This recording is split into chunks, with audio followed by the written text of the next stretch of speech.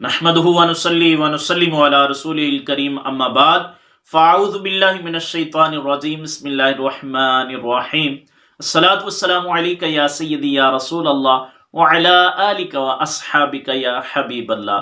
आज हम मौत के हवाला से मुख्तसर सी गुफ्तगू करेंगे, जिसमें एक हदीस पाक और फिर एक ही मुख्तसर सी हिकायत सुनने जा रहे हैं। तो चलिए चलते हैं अपने मौजू की तरफ। रसूलुल्लाह अलैहिस्सलातु वस्सलाम ने इरशाद फरमाया कि मौत की सख्ती जो है वो तलवार के 1000 ज़रबों से भी ज्यादा है।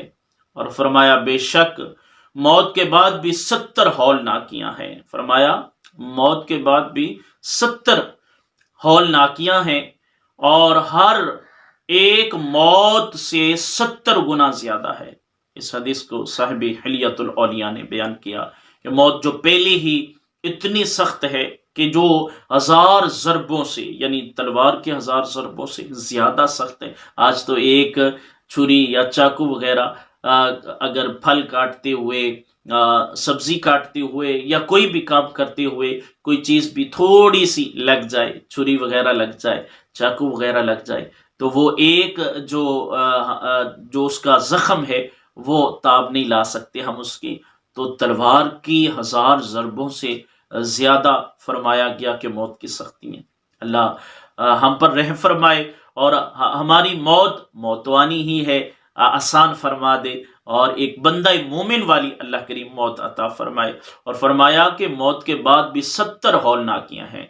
तो ये है मौत जिसकी तरफ से हम गाफिल हैं और जिसकी तरफ हमारी तवज्जो तक नहीं है। हजरत हसन बसरी रहमतुल्लाह ताला अलैह आप फरमाते हैं कि एक रात मैंने मौत और कब्र के हवाला से काफी गौर व फिक्र किया। तो उसी रात मुझे ऐसा ख्वाब दिखाई दिया कि मैं एक कब्रिस्तान में हूँ। फरमाते हैं कि मैं एक कब्रिस्तान में हूँ और मुर्दों के कब्रों में बिस्तर लगे हैं और फिर उनसे बीनी बीनी खुशबू भी आ रही है। और फरमाते हैं कि मैंने कहा कि ये कौन लोग हैं, तो हातफे गैबी से आवाज आई, ये नेकोकार हैं जिनके बिस्तर भी लगे हैं और जिनसे बीनी बीनी खुशबू भी आ रही है। तो मैंने कहा कि गुनाहगार और बदकार नाकार लोग कहाँ हैं? तो फरमाया गया कि जमीन की तारीकियों ने उन्हें वहशतों में, उन्हें तारीकियों में, जमीन की वुसअतों ने, जमीन की दहशतों ने उन्हें तारीकियों में डाल दिया है और अब वो ना देख सकते हैं ना उनको देखा जा सकता है।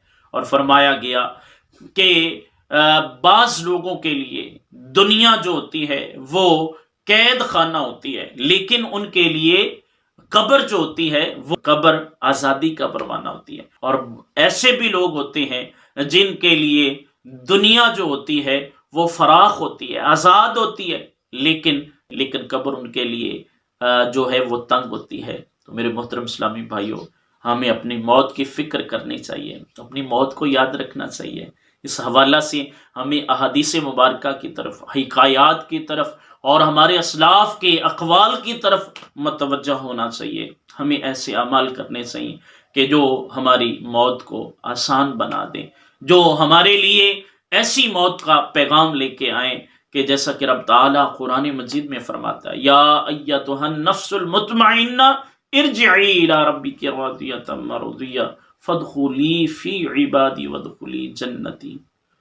अल्लाह तबारक व तआला फरमाता है, नफ्स मुतमइन्ना हमारी तरफ लौटा।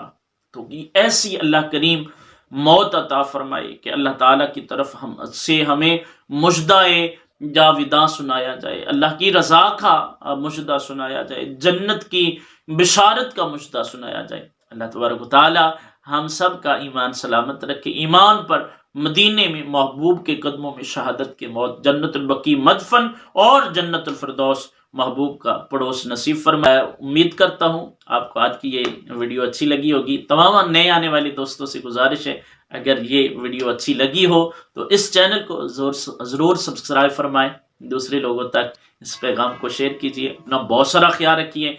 मिलते हैं इंशाअल्लाह रहमान नेक्स्ट वीडियो के साथ।